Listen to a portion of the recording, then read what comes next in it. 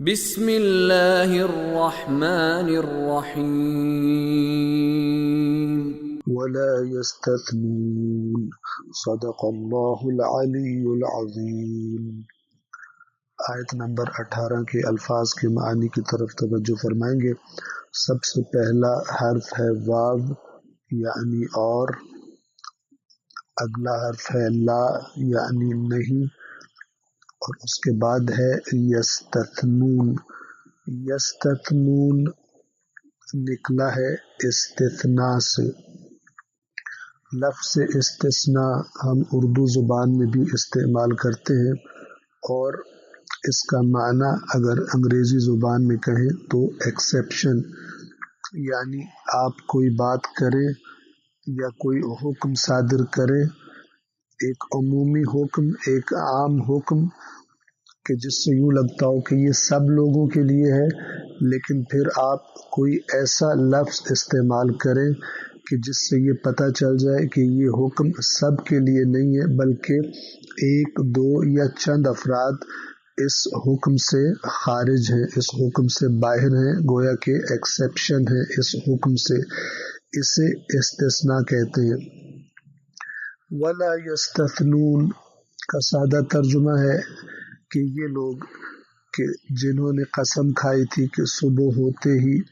اپنی تیار فصل اور اپنے تیار باغ کے میوے کاٹیں گے، پھل کاٹ لیں گے اور جمع کر لیں گے، یہ اتنے یقین کی حالت میں تھے کہ قرآن کہتا ہے ولا یستثنون، کہ یہ کلمہ استثناء بھی نہیں بول رہے تھے، اور اس استثناء سے مراد انشاءاللہ کہنا ہے۔ قرآن مجید فرماتا ہے کہ کسی کام کے بارے میں یہ نہ کہو کہ میں کل اسے کروں گا، مگر یہ کہ ساتھ انشاءاللہ کہو۔ انشاءاللہ یعنی اگر اللہ نے چاہا، اگر مشیت خدا ہوئی تو یہ کام کر سکوں گا، یعنی اگر اللہ نے نہ چاہا تو پھر میں کوئی کام کرنے پر اختیار نہیں رکھتا، حتیٰ کہ انسان ایک سانس لینے پر بھی اختیار نہیں رکھتا اگر خداوند عالم اس کی سانس کو روک لے۔ ان لوگوں کا باغ جو کہ تیار ہو گیا تھا، تو ان کو اس قدر یقین ہو گیا کہ اب کوئی رکاوٹ نہیں ہے ہمارے اور اس باغ کے پھلوں کے درمیان، اور جیسے ہی صبح ہوگی ہم حتماً یہ کام کر لیں گے۔ اس بات کو اس قدر یقینی سمجھ بیٹھے تھے کہ یہ بھی نہیں کہہ رہے تھے اگر اللہ نے چاہا۔ تو قرآن مجید نے یہاں پر اس سے اگلی آیات میں یہ بتایا ہے کہ اگرچہ تمہیں دنیا کے ظاہری اسباب کسی بھی کام کے بالکل فراہم نظر آ رہے ہوں، تب بھی نہ بھولو، اور اس قصے سے جو ہم بیان کر رہے ہیں یہ عبرت لے لو کہ ہم جب بھی چاہیں تیار باغوں کو اور بالکل ان کاموں کو کہ تم جن کو سمجھ رہے ہوتے ہو کہ اب ان میں کوئی رکاوٹ نہیں ہے، ہم ان تیار کاموں کو بھی خراب کر سکتے ہیں اور تمہارے اور ان کے درمیان حائل ہو سکتے ہیں۔ یہاں پر اس نقطے کی طرف، اہم نقطے کی طرف اشارہ کرنا چاہوں گا اور آپ بہنوں اور بھائیوں کی توجہ دلانا چاہوں گا کہ اس دنیا کی حقیقت وہی ہے کہ جو اللہ نے، یعنی اس دنیا کے خالق نے اور اللہ کے نبی نے اور اس کے حقیقی وارثوں نے بیان کی ہے، اور ان ہستیوں نے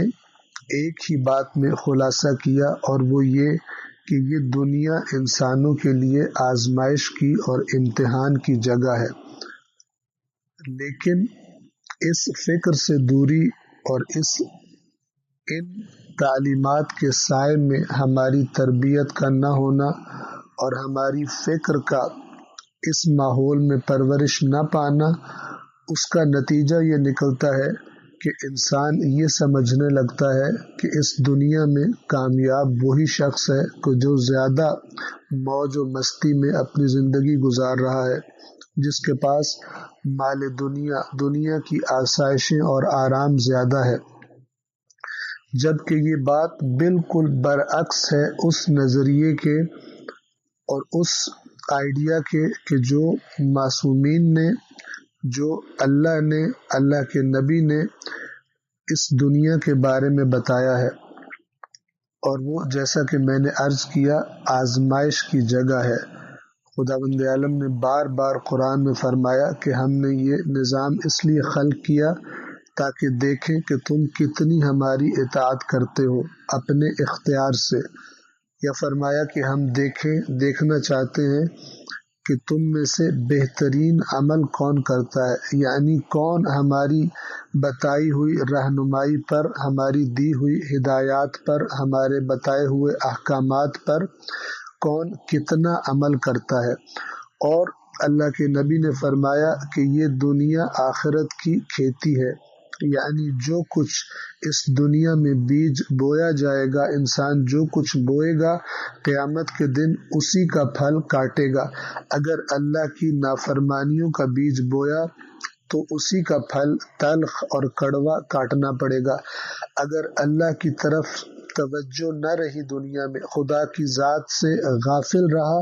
تو اسی بیج کا کڑوا پھل قیامت کے دن کاٹے گا۔ اور جو جتنا اللہ کی طرف متوجہ رہا اور اللہ کے احکامات کو اہمیت دیتا رہا اپنی زندگی میں، اتنا میٹھا پھل قیامت کے دن اس کو ملے گا۔ اور ایک انتہائی اہم بات اس میں یہ کہ اس امتحان کو دوبارہ دینے کی اجازت نہیں دی جائے گی۔ قرآن مجید نے اس کا تذکرہ بھی کیا ہے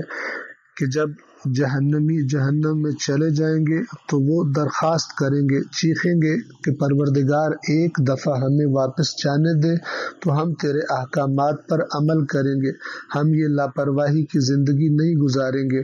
لیکن خدا فرمائے گا کہ ہم نے تمہیں اتنی مہلت دی تھی کہ اگر تم ٹھیک ہونا چاہتے تو ٹھیک ہو سکتے تھے، لیکن تم دنیا میں اس قدر مست ہوئے، دنیا کی چمک نے تمہاری آنکھوں کو اتنا اندھا کر دیا کہ تمہیں ہمارے انبیاء کا، اولیاء کا، ہمارے قرآن کا پیغام تمہیں بھولا رہا اور دنیا ہی کے اندر تم غرق رہے۔ اور اگر ایک سادہ سی مثال دوں تو وہ یہ ہے کہ آپ کی نظر میں اس